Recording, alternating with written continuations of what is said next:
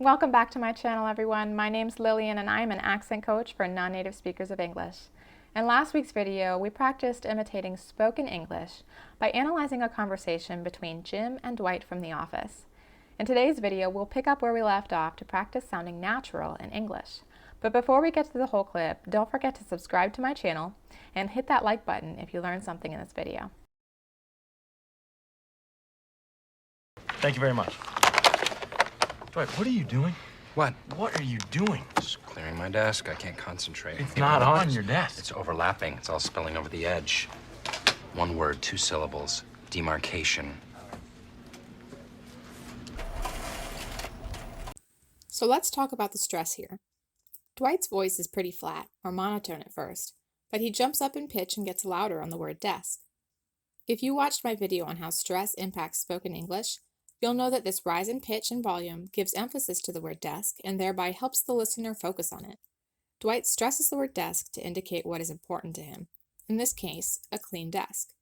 He makes this clearer by further explaining, I can't concentrate, with the stress on concentrate. This is an interesting stress pattern because instead of going from a high pitch to a low pitch, like we normally do with basic statements, Dwight starts off low in pitch and jumps up on the last word. This happens when we use stress to indicate our feelings about something, as opposed to just responding in a normal tone of voice from high pitch to low pitch.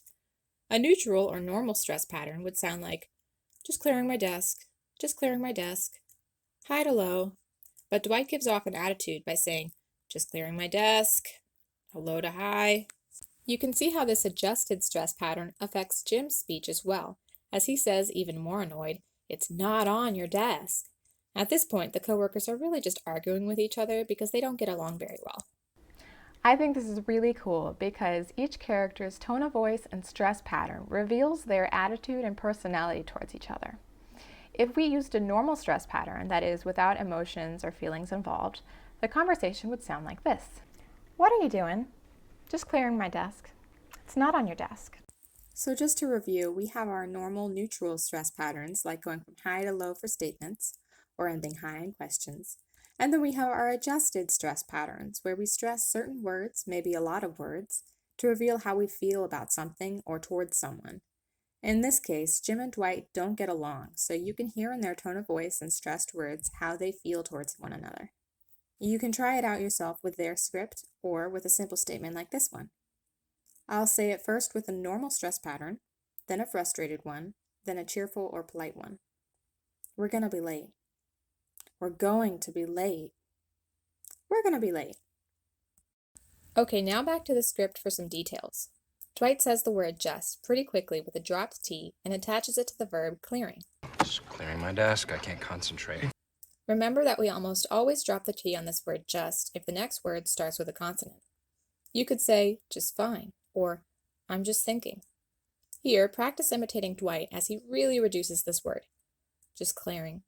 Just clearing. Just clearing, just clearing, just clearing. Notice it's so reduced that it doesn't even have a schwa. That's because Dwight puts more stress on the words clearing and desk. Now try to match the whole first line, making sure to start off low in pitch and rise at the end. Just clearing my desk. Just clearing my desk. Just clearing my desk. I can't concentrate. Dwight finishes the sentence by explaining, I can't concentrate, with a little bit of stress on can't because it's a negative, and concentrate because it's why he wants a clean desk. Notice the stop T's on can't and concentrate. If we released them, the clause would sound like, I can't concentrate. And that sounds too choppy, so make sure to transition smoothly between those two words with stop T's. Can't concentrate. Can't concentrate. Can't concentrate. Because of the slow pace at which Dwight speaks, this is a great line to practice imitating the rhythm of English. Try both lines together. Just clearing my desk, I can't concentrate. Just clearing my desk. I can't concentrate. Now for this next part, we really hear Jim's frustration come out in the 3 stressed words, not, on, and desk. I can't concentrate. It's not on your desk. So the majority of words in Jim's line are stressed to show his annoyance. And whenever we have stressed words, we need to reduce the less meaningful words, which are usually things like pronouns, auxiliary verbs, and prepositions. That's why all 3 examples of the word it's are reduced with a schwa, and the word your gets reduced to a yer with a schwa r. not on your desk. It's not on your desk. But wait, if that's the case, then why are we stressing the word on? That's a preposition, right? The answer lies in the fact that Jim and Dwight are arguing about whether or not Jim's files are truly on Dwight's desk. So of course Jim is going to emphasize this preposition of location on because it's at the crux of their argument. Are Jim's files really on Dwight's desk, or is Dwight just being a petty coworker? Before you try out Jim's line yourself, I want you to look at the word linking here. Remember in last week's video where we talked about how we often link words together if the second word starts in a vowel sound. In this case, the vowel is a short O sound from on, so we're going to link the word not to it. Be careful here. If you've seen my video on the sounds of T, you'll know that this T at the end of not actually turns into a flat T because it's between two vowel sounds. So instead of saying not on, you'll turn it into a quick D sound. Not on. Not on. Remember to pull the consonant over to the vowel. There should be no break between the flap T and the short O sound of on. Listen closely, then try it yourself. Not on. Not on. Not on. Not on. Not on. There are a lot of other words to link here, and we'll look at them in a minute. For now, try the whole line. It's not on your desk. Now we have Dwight further clarifying his point of view in this petty little argument by saying, it's overlapping, it's all spilling over the edge. It's funny to see how he's able to get Jim all riled up while he maintains a calm, almost condescending tone of voice. Going from this low pitch to high pitch and stressing the words overlapping and edge reveals how justified Dwight feels about his actions. It's overlapping. It's all spilling over the edge. So let's start with it's overlapping. Dwight stresses lap because in verbs, especially compound verbs, the high-pitched stress is usually placed on the second half of the word. That's why we stress prepositions that are attached to phrasal verbs. Listen to how the pitch goes from low to high for these examples. Overlapping, calling out, picking up, staying out late. Notice also the linking happening with those words starting in vowels. Try them out for yourself. Overlapping, calling out, picking up, staying out late. This isn't a hard and fast rule because remember that a normal neutral stress pattern can be overruled by an adjusted stress pattern. That is, when we use stress to convey emotion or give extra importance to certain words. Try to match the rhythm here. Da-da-da-da-da, da-da-da-da-da. It's overlapping. It's overlapping. It's overlapping. And now try to match the rhythm of the next part of a sentence by stressing the word edge at the end. It's all spilling over the edge. It's all spilling over the edge. To match Dwight's tone, you're going to have to practice a little bit of monotone here, which is a great way to practice manipulating your pitch. It's all spilling over the edge. I recommend this because I've had quite a few students who didn't know how to adjust their pitch because their native language had a very systematic pitch pattern that didn't include much variation. English is different in that there's a lot of variation depending on which words are stressed and which words are not. Now for some details. There's a lot of word linking going on. Do you see all those words starting with vowels? Overlapping, all, over, edge. All of these words pull the ending consonants from the previous words, so they sound like so overlapping, sol, ing over, edge. We'll look at each of these more in depth, but first you may be wondering to yourself, wait, what about that last one, the edge? The word the ends in a vowel sound, not a consonant. Well, this is true, but I encourage you to listen again, really listen this time, and see if you can hear a consonant sound in there. The edge, yeah, yedge. Do you hear it? That y sound at the beginning of edge? That's actually called a gliding consonant, and it's used to link two vowel sounds together. Okay, back to the word linking practice. We've already talked about linking not and on together with a flap T, not on. So now we're going to link it's overlapping by pulling the S over to the O. See here, it looks like it's so. Try it out. It's so. It's over. It's overlapping. It's over. It's over. Now try it out with the phrase it's all. Here it looks like it's all. Make sure you get the stop T here. We're not saying it's all. We're stopping the T's to smoothly transition to the S. It's all. Try it out. It's all. It's all. It's all. It's all. Now for spilling over.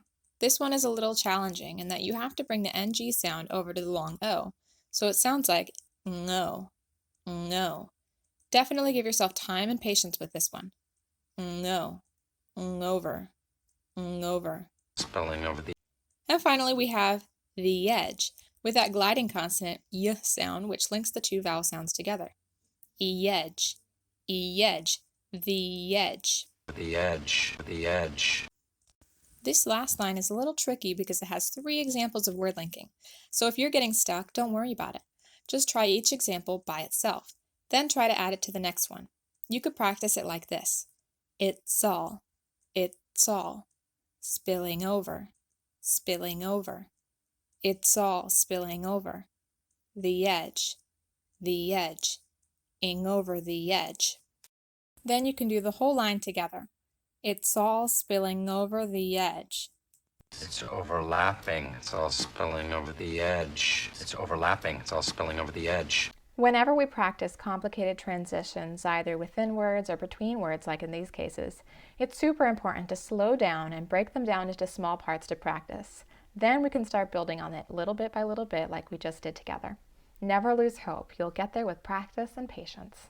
Just practicing those 3 lines is enough for a good lesson, but let's take a look at the last thing Dwight says and see if you can catch the phonetics joke for all of you pronunciation nerds like me out there. 1 word, 2 syllables. Demarcation.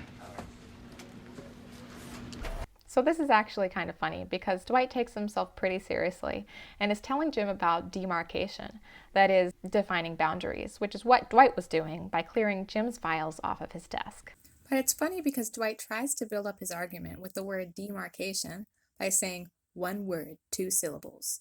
As you can see, demarcation is 4 syllables, not 2, so Dwight ends up looking pretty ridiculous. Dwight's commanding tone of voice and stress pattern here indicate that he wants to be taken seriously, but it's kind of hard for us to take him seriously when he's acting so arrogant and then making mistakes on top of that. So I hope you enjoyed this little joke like I did. Okay, let's go ahead and finish up now. Dwight stresses 1 and 2. 1 word, 2 syllables. 1 word, 2 syllables. Notice the schwa R and schwa reductions in word and syllables, as well as the stop D in word. We don't release it. That would sound like word. Instead, it sounds like word, word, to smoothly transition to the true T sound in 2. And then we have the word demarcation, which again has 4 syllables, not 2, like Dwight mistakenly says. There's stress on D and K with the high pitch on the first syllable D. Demarcation, demarcation. Demarcation, demarcation. Dwight stresses this word very clearly in order to finish his argument with Jim by stating how important it is to define boundaries, especially with enemies like his coworker. Oh, it's so great to see how Jim and Dwight's relationship plays out in later episodes. The scenes we've been looking at are from the pilot episode of The Office, and it's cool to see how the screenwriters established Jim and Dwight's relationship as one filled with little exasperations, which lead to a lot of pranking down the line. What a fun way to practice your American accent. Let me know in the comments down below what you liked about this video, or if you have any questions or suggestions. And don't forget to subscribe to my channel. As always, best wishes practicing your American accent.